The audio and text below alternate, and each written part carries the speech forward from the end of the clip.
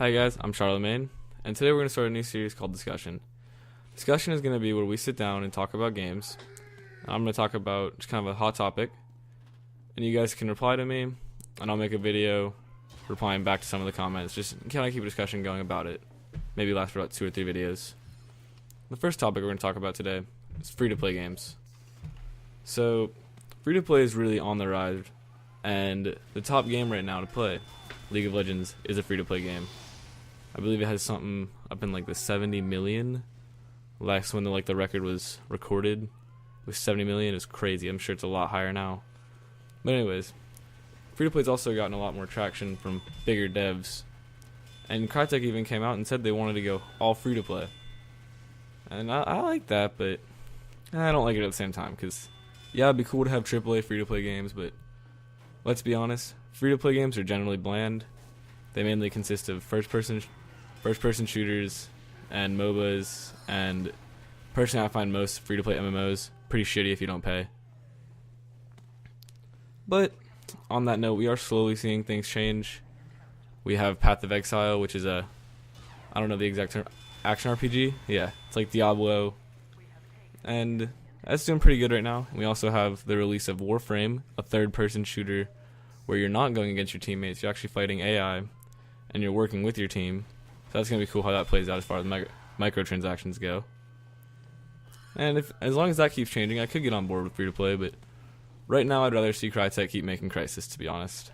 But if the next Crysis goes free-to-play, my questions are, do they have the money to keep the dev team running as high as they do?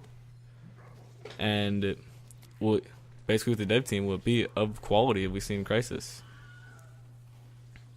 So let's talk about successful free-to-play games. The big one that everyone talks about is Team Fortress 2.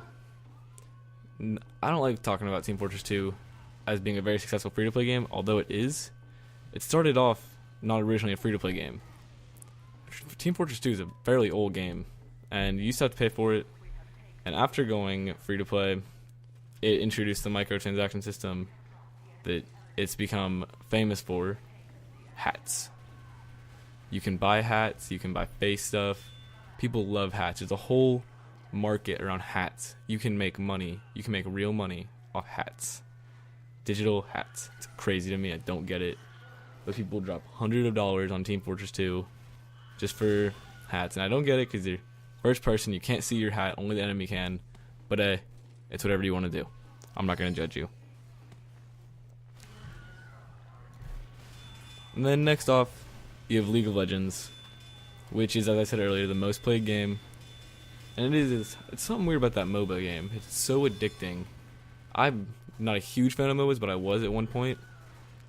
There's just the feeling of success, and especially if you have you and 4 buddies and you're a whole team, because you can dominate it. MOBAs are so team-based. I mean, look back at the original Dota.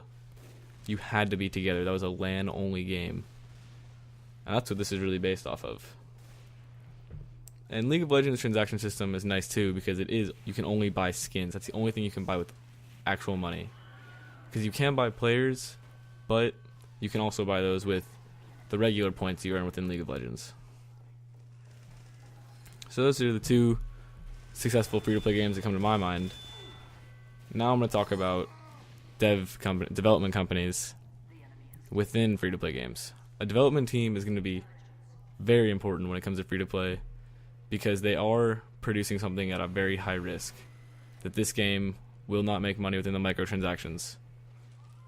The companies killing it right now would be Riot with League of Legends, obviously. Personally, I find Hi-Rez to be doing really good. I like their games, but there's been some shady rumors about them. Not rumors, just shady things that they've been doing. Kind of like abandoning a game as soon as they make a new game. Kind of like with Smite and Tribes. Sony is another one. I really like what Sony's doing with PlanetSide 2. PlanetSide 2, if you don't know, you should know, is a huge MMOFPS, and a lot of things can go wrong when 2,000 people are on the same battlefield. So what's happening is people are saying, hey Sony, this needs to change. These tanks are too powerful. And Sony's listening.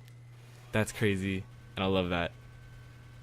Because that means the devs are sitting there, they're on, these people don't like it, let's change it. Let's fix it. And they're not just fixing the whiny bitches.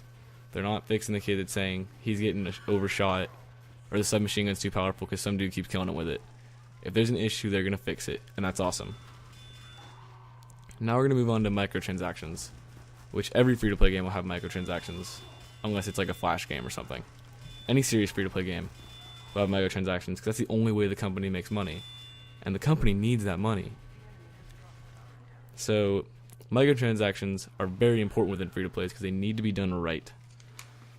Microtransactions normally consist of things like weapons and cosmetics, and as far as weapons go, they have to be side grades. You can't force someone to buy a better gun. It can't be pay to win, and that's the biggest issue within free-to-play games right now, where player A doesn't pay any money and it gets squashed by player B, who has spent $40 in the game. Now, on a business standpoint, they like pay to win just because it kind of encourages you to spend money.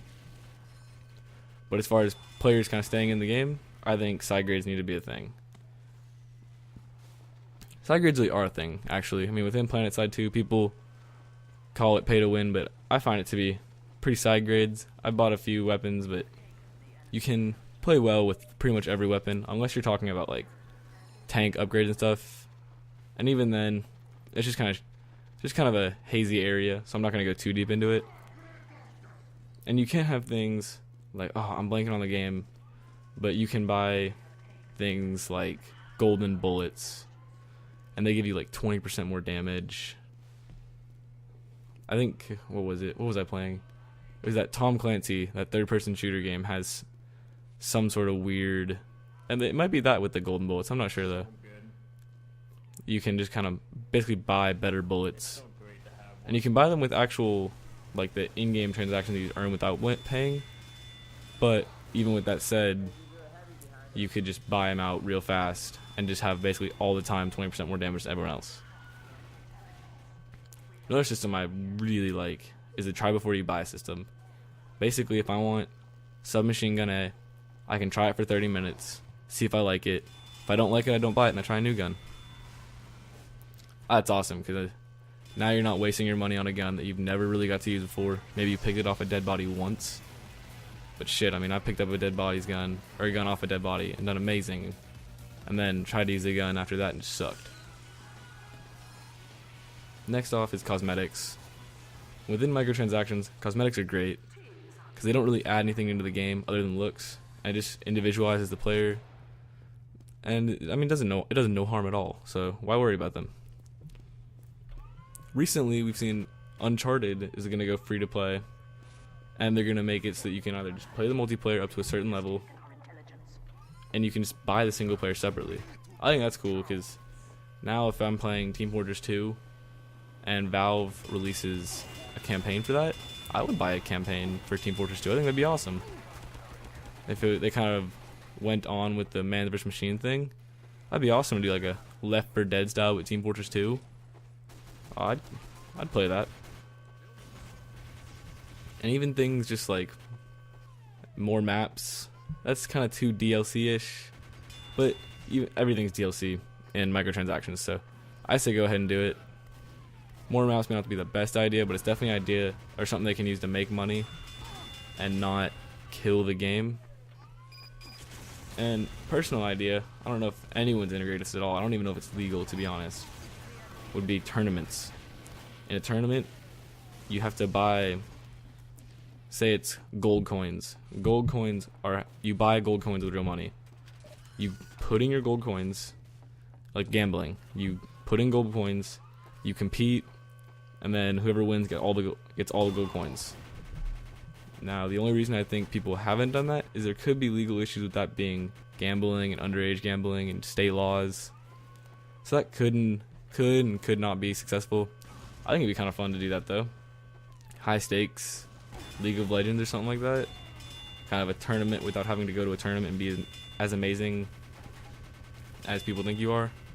Or no, as amazing as professionals. But even then, that could get a little weird because you have to do the ranking. The ranking has to be really well organized. But I mean, it could work for some games. So, in conclusion, I think free-to-play could succeed. It needs proper devs. But personally, I don't want free-to-play to take over the market. And I don't like Crytek going all free-to-play. I think that I still want to pay $60 for a game because I believe that you don't get the full game with a free-to-play game. And buying the full game within a free-to-play game is not the same as paying $60 and getting the full game. I know it sounds a little confusing, but it's kind of hard to elaborate on. But anyways, guys, my name's Charlemagne, and this has been the first episode of Discussion. I hope you enjoyed it, and we have many more planned. Peace.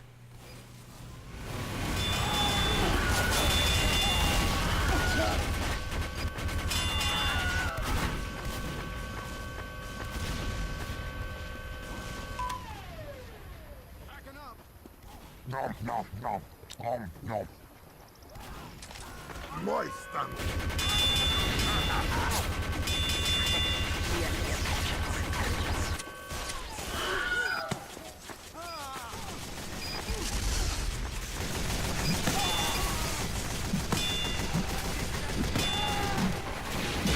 Hey guys, thanks for watching. My name has been Charlemagne, and if you liked the video, please remember to like, rate, and subscribe if you haven't already. Thank you for watching.